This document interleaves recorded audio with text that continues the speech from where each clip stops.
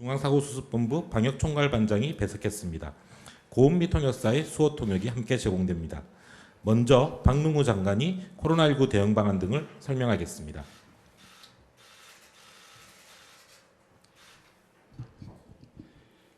코로나19 중앙재난안전대책본부 1차장 박능후 보건복지부 장관입니다. 오늘 0시 기준 국내 발생 확진자는 46명입니다. 수도권의 확진자는 38명이고 비수도권 지역은 8명입니다. 어제 사망하신 분은 2분입니다.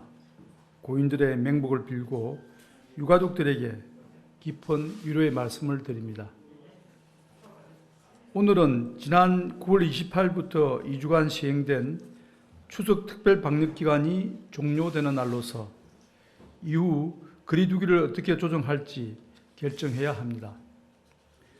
추석 연휴 동안 이동량은 많았지만 당초 우려했던 감염 확산의 위험 요인들은 비교적 안정적으로 관리되었습니다. 주요 교통시설, 여행지 등에서 방역수칙 준수가 충실히 이루어졌고 수도권 도심 집회도 다수가 밀집하는 상황 없이 잘 마무리되었습니다. 명절임에도 불구하고 이동을 자제하며 방역수칙을 준수해 주신 국민 여러분과 관계자분들의 협조에 깊이 감사드립니다. 현재 국내 발생 신규 환자 수는 수도권은 50명 이내, 그 외 전국은 10명 내외 수준으로 지속적으로 감소하는 추세를 유지하고 있습니다. 추석 연휴를 포함한 최근 2주간 1일 평균 국내 발생 환자 수는 59.4명으로 그 직전 2주간의 91.5명에 비하여 크게 감소한 상황입니다. 특히 추석 연휴 이후 첫 주인 지난주는 1일 평균 61.3명으로 감소세를 유지하고 있습니다. 새롭게 발생한 집단 감염의 건수도 36건에서 24건으로 감소하였고 감염 재생산 지수 또한 1 이하 수준에서 안정적으로 유지되고 있습니다. 또한 그간 코로나19에 대응해 오면서 우리 의료체계의 여력 역시 크게 개선되었습니다. 8월 이후 최대 4,800여 명까지 늘어났던 격리 중인 환자 수는 1,000여 명대로 감소하였고 중증 위중 환자도 100명 미만으로 감소하였습니다. 특히 중수본이 직접 관리하는 중환자 병상이 현재 71개 여유가 있고 의료기관에서 자율신고한 중환자 병상 여유도 66개로 중환자 치료체계 역량도 크게 확충된 상태입니다. 이러한 중환자 병상 규모는 하루 100명 이상의 환자가 한 달간 매일 발생하여도 대응 가능한 수준입니다. 그러나 아직 불안한 요소들이 있는 것도 사실입니다. 수도권의 경우 의료기관, 요양시설 등 취약시설에서 집단 감염이 산발적으로 이어지고 있습니다. 감염 경로 조사 중인 비율은 여전히 19%대이며 연휴 이후 환자 증가의 가능성도 남아 있습니다. 2단계 거리두기가 2달 가까이 지속되며 민생경제에 미치는 영향이 심화되는 한편 국민들의 피로감이 가중되고 사회적인 수용성이 저하되는 점도 우려되는 지점입니다. 결론적으로 현재는 코로나19의 대규모 유행을 차단하고 거리두기 1단계인 생활방역 수준으로 안정화되는 상황이지만 집단 감염과 잠복 감염의 가능성을 고려할 때 수도권은 확실하게 안심할 상황은 아닙니다. 그러나 2달 가까운 2단계 거리두기에 따른 사회적 수용성 저하와 서민생활의 애로 등을 고려할 때 이제 코로나19의 장기화에 대응하여 방역의 효과성과 지속 가능성 두 개의 목표를 최대한 함께 달성할 수 있는 거리두기 체계로 전환할 필요가 있습니다. 각 부처와 지자체, 생활방역위원회의 전문가들도 이러한 의견을 많이 제시해 주셨습니다. 이에 따라 정부는 방역의 효과성을 높이면서 지속적인 대응이 가능한 수준으로 사회적 거리두기의 단계와 내용을 조정하고자 합니다. 먼저 전국의 거리두기를 2단계에서 1단계 생활방역체계로 조정하되 고위험시설에 대한 방역관리는 강화하고자 합니다. 다만 진정세가 더딘 수도권의 경우 일부 2단계 조치를 유지하고 방역 수칙을 강화할 것입니다. 또한 시설의 전면적인 운영 중단이나 강제 폐쇄 등 극단적인 조치는 최소화하고 시설별 위험도에 따른 방역 수칙을 강화하는 정밀 방역을 강화하려 합니다. 이와 함께 방역 수칙 위반 시의 과태료 부과나 구상권 청구 등을 강화함으로써 각 방역 주체의 책임성을 확보하고자 합니다. 먼저 전국에 대해 공통으로 적용되는 방역 조치에 대해 말씀드리겠습니다. 고위험시설 가운데 방문 판매 시설에 대해서는 집합 금지를 유지합니다. 그 외 10종의 시설에 대해서는 집합 금지를 해제하고 마스크 착용, 출입자 명단 관리 등 핵심 방역 수칙을 의무화합니다. 특히 클럽, 단란주점 등 5종의 유흥시설은 시설 면적 4제곱미터당 1명으로 이용 인원을 제한하는 등 강화된 수칙을 추가로 적용합니다. 실내 50인 이상, 실내 100인 이상의 집합과 모임, 행사에 대한 집합 금지는 해제합니다. 다만 일시적으로 대규모 인원이 모이는 박람회, 축제 등의 행사에 대해서는 시설 면적 4제곱미터당 1명으로 인원을 제한하여 밀집도를 낮춥니다. 마스크 착용을 의무화하고 과태료를 부과하는 방역 조치 강화도 함께 시행됩니다. 위험도가 높은 다중이용시설들과 불특정 다수가 밀집하는 대중교통, 집회 등에서는 마스크 착용이 의무화됩니다. 한 달의 계도 기간을 거쳐 11월 13일부터는 마스크 미착용 시 10만 원의 과태료가 부과됩니다. 스포츠 행사는 수용 인원의 30% 수준까지 관중 입장을 허용하며 국공립시설은 이용 인원을 절반 수준으로 제한하여 운영하게 됩니다. 복지관, 경로당 등 각종 사회복지시설과 어린이집도 방역관리를 강화하여 운영을 재개합니다. 학교에 대해서는 사회부총리께서 오늘 오후 5시 브리핑을 통해 별도로 발표할 것입니다. 수도권에 대해서는 코로나19 유행을 방역 통제망 내로 완전히 통제하지 못하고 있는 측면을 고려하여 일부 2단계 조치를 추가로 적용할 것입니다. 먼저 실내 50인, 실외 50인 이상의 집합과 모임, 행사는 자제하고 불가피하게 개최하는 경우에도 방역 수칙을 철저히 준수하는 것을 권고합니다. 유흥시설 등 고위험시설 이외에 음식점, 결혼식장, 학원 등 위험도가 높은 16종의 시설을 추가하여 거리두기와 소독 등 핵심 방역 수칙을 의무화합니다. 특히 음식점과 카페의 경우 기존의 방역 수칙 외에 테이블 간 1m의 거리두기, 한 칸 띄우기 또는 칸막이 설치 등을 의무화합니다. 교회의 경우 예배실 좌석수의 30% 수준까지 인원을 제한하고 방역 수칙을 준수하며 대면 예배를 할 수 있습니다. 다만 각종 소모임과 식사 금지는 유지됩니다. 이상과 같이 각 방역 주체들의 자율성은 확대하되 방역에 대한 책임성을 제고하는 방안도 함께 시행합니다. 중요한 방역 수칙을 고의로 또는 반복적으로 위반하는 경우에는 기존과 같이 해당 시설을 집합 금지하거나 300만 원 이하의 벌금을 부과합니다.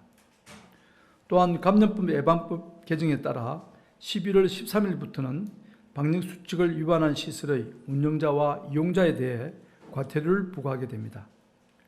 심각한 위반이 있을 경우 지자체장이 3개월 이내의 시설 운영 중단도 명령할 수 있습니다. 벌금 등 기존의 처벌은 기소와 법원 판결 등의 절차와 시간이 많이 소요되는 단점이 있었으나 과태료와 운영 중단은 행정기관이 즉시 실시할 수 있는 행정처분이므로 방역관리 점검과 이행을 위한 실효성이 개선될 것으로 기대하고 있습니다.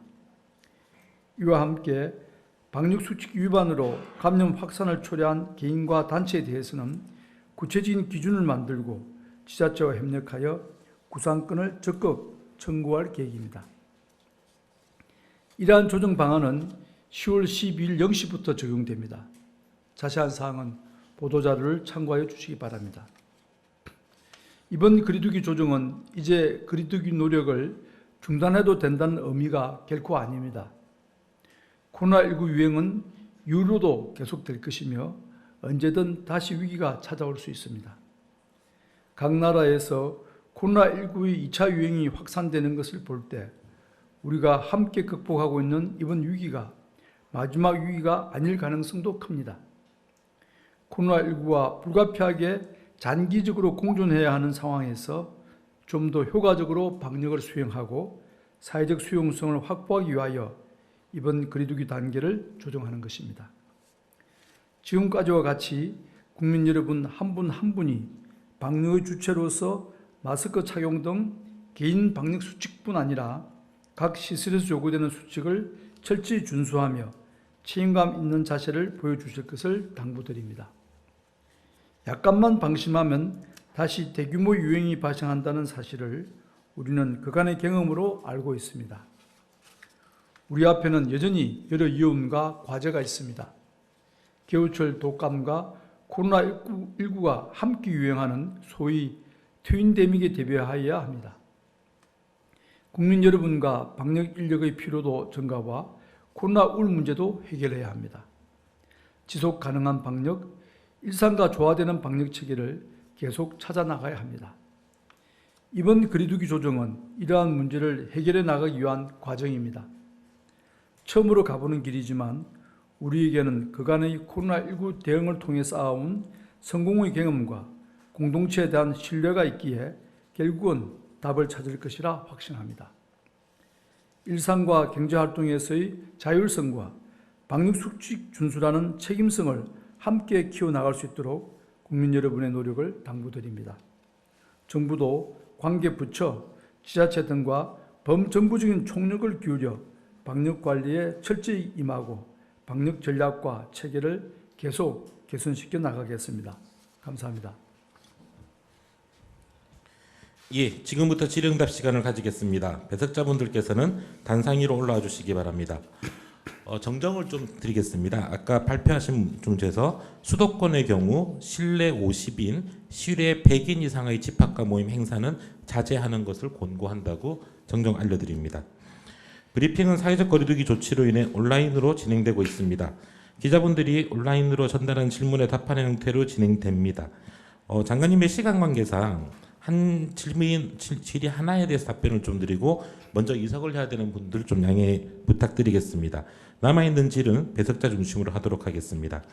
총괄적인 질문에 대해서 답변을 좀 드리기 위해서 온라인으로 먼저 들어왔던 질의 중 사전 질의 5번과 6번을 묶어서 질의 드리도록 하겠습니다. 질의 내용입니다. 거리두기 1단계 하향 조정한 방역적 근거는 무엇인지 궁금합니다. 국내 환자 1일 50인 미만, 경로조사 중 5% 미만, 방역망내 관리 비율 80% 이상인 등 세부 지표가 충족되어야 되는데 이러한 기준은 충족되지 않는데도 불구하고 1단계로 하향 조정한 이유는 무엇인지요? 예, 질의하신 분이 구체적 수치를 아주 면밀하게 잘 말씀해 주셨습니다. 저희들이 사전적으로 설정되어 있는 1단계, 2단계 구분은 방금 질의 과정에 나왔다시피 1일 50인 미만 확진자 수가 그리고 경로 조사 중인 사례가 5% 미만 등의 구체적 수치가 제시되어 있습니다. 지금 현재 상황은 거기에 조금 못 미치는 50인 조금 넘는 확진자 수가 발생하고 있고 그리고 경로 조사 중인 사례 비율은 거의 20%에 가까운 한참 못 미치는 수준입니다. 그럼에도 불구하고 전국적으로 1단계를 기본적으로 하는 방역 사회적 거리두기로 내려간 것은 우리가 앞서 제시됐던 확진자 수라든지 또는 경로 조사 중인 사례 비율 외에도 방역 체계에서는 고려되어야 될 주요한 사안들이 몇 가지 더 있다고 생각을 합니다. 우선 통상적으로 우리가 의료 체계에서 얼마만큼 감당 가능한 수준으로 지금 확진자 발생하고 있는 하는 것도 중요한데 제가 방금 브리핑 발언 중에도 잠깐 나왔습니다만은 현재 중환자 병상이라든지 또 다른 의료 체계들이 현재의 상황을 충분히 감당할 수 있는 그런 능력을 보유하게 되었습니다. 그래서 의료 체계 대응 능력이라는 면에서 볼 때는 현재는 좀 1단계로 내려가도 되겠다는 그런 저희들이 판단하게 되었고 무엇보다도 현재 그 확진자들의 발생하는 재생산 지수가 1 이하로 좀 떨어지고 있습니다. 즉 비교적 안정적인 추세를 유지하고 있다는 뜻이 되겠고, 그리고 무엇보다도 국민들이 2단계의 그 거리두기가 한 2달 정도 지속되면서 피로도가 아주 높아졌습니다. 이 상태에서 더 지속한다 그러면 사회적 수용성이 현저히 떨어지면서 실질적인 효과를 못 거두면서 사회적 경제적인 폐해는 더 커질 수 있는 그런 상황이 좀 전개되고 것으로 예측되기 때문에 이 단계에서는 우리가 완전한 1단계는 아니고 여전히 고위험 시설이라든지 또 방역이 필요한 곳에 대해서는 정밀 방역을 갖추면서 사회 전체적으로는 1단계로 내리는 것이 오히려 사회적 수용성을 높일 수 있고 또 지속 가능한 그런 방역 체계가 될 것이라는 판단하에서 저희들이 기본적으로는 1단계, 그러나 보다 강화된 방역 조치가 필요한 시설이나 어떤 환경에 대해서는 그러한 조치를 같이 결부하는 것으로 했습니다. 즉 엄밀한 의미에서 1단계는 아닙니다. 큰 틀은 1단계지만 여전히 2단계 조치 사항들이 여전히 좀 남아있는 그런 사항으로 내려간다는 것이고, 그것은 사회 경제적인 또 국민들의 수용성 그리고 향후의 지속 가능성 등을 고려해서 저희들이 내린 그런 조치입니다. 향후에도 이러한 저희들이 이번 거리두기를 하향 조정하는 그 기본 정신이 정밀 방역으로 가겠다는 것입니다. 즉 너무 포괄적이고 일괄적인 그런 방역 체계보다는 각 상황에 맞게 국민들의 부담과 피해를 최소화하면서 방역 효과는 최대화할 수 있는 그런 정밀 방역으로 간다는 것이고, 그런 정밀 방역이 가능해지려면 기본 전제가 이제는 어떤 시설이나 어떤 상황에서 확진자가 발생했다는 그런 큰 틀의 이야기보다는 그 시설이나 상황 내에서도 어떤 행위가 얼마만큼 어떤 정도의 밀집도를 가지고 진행되었을 때 확진자가 발생하더라 하는 보다 정밀한 그런 방역 조치를 내릴 것이고, 또 그것을 뒷받침해 줄 수 있는 사전 조사라든지 검사 같은 게 필요하다 생각을 합니다. 따라서 앞으로 역학조사도 훨씬 더 정밀하게 진행되고 사례들을 더 많이 모아서 더 정밀하게 사례 분석을 통해서 국민들의 피해를 최소화할 수 있는 그런 지침을 마련하도록 그렇게 하겠습니다. 예, 시간 관계상 장관님은 먼저 이석하도록 하겠습니다. 마무리 말씀 있으시면 간단하게 부탁드리겠습니다. 예, 오늘은 지난 그 2주간 시행되었던 추석 특별 방역 기간 동안 정말 많은 국민들이 협조해 주신 것에 대해서 진심으로 감사를 드리고자 합니다. 고향에 계시는 부모님들에게 전화로 안부를 전하고 또 성묘라든지 또 다례를 모시는 것도 간접적으로 이렇게 하시면서 우리의 가장 인지상정인 부모님을 직접 뵙고 싶어 하는 욕구를 많이 억눌러 주셨습니다. 다행히 그러한 국민들의 협조 덕분으로 추석 연휴가 끝난 지 한 일주일이 지났습니다만은 큰 집단 감염은 또 확진자 발생이 나타나고 있지 않아서 저희들이 조심스럽게 추이를 지켜볼 수 있게 되었습니다. 국민 여러분들의 그런 협조에 대해서 진심으로 감사를 드리고 또 그 과정에서 함께 노력해 주신 경찰이나 공무원들, 우리 공직자들에 대해서도 감사를 드립니다. 지금 유럽을 비롯한 해외에서는 지난 봄의 1차 감염을 훨씬 능가하는 제2차 유행이 여러분도 보도를 통해서 보시다시피 대규모 확산이 일어나고 있습니다. 우리도 좀 세계 각국과 교류하고 있고 또 각종 교육이 일어나고 있기 때문에 외국의 폭발적인 감염 정세가 우리에게 영향을 직간접적으로 미칠 수밖에 없습니다.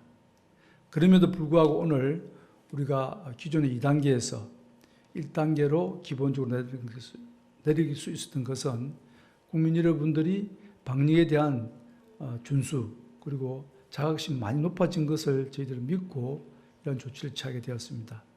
물론 이 조치가 어느 정도 시행되다가 또다시 우리들 예측과 달리 감염이 크게 확산된다면 되돌아갈 수밖에 없을 것입니다.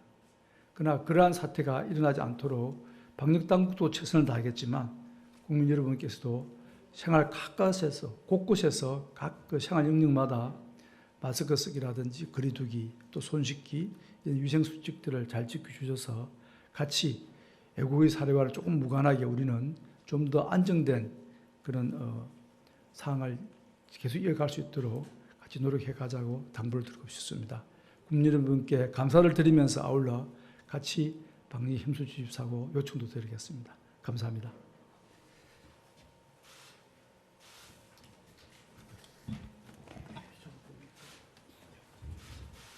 네, 질의응답 이어가도록 하겠습니다. 다음 브리핑이 있어서 질의응답 마무리를 55분까지 할 수 있게 짧게 답변 부탁드립니다. 그 중대본 사전 질의 중에 첫 번째부터 세 번째 질의 다 묶어서 드리겠습니다. 당장 내일부터 적용할 사회적 거리두기 단계를 전날 늦은 오후에 발표하게 된 이유가 궁금합니다.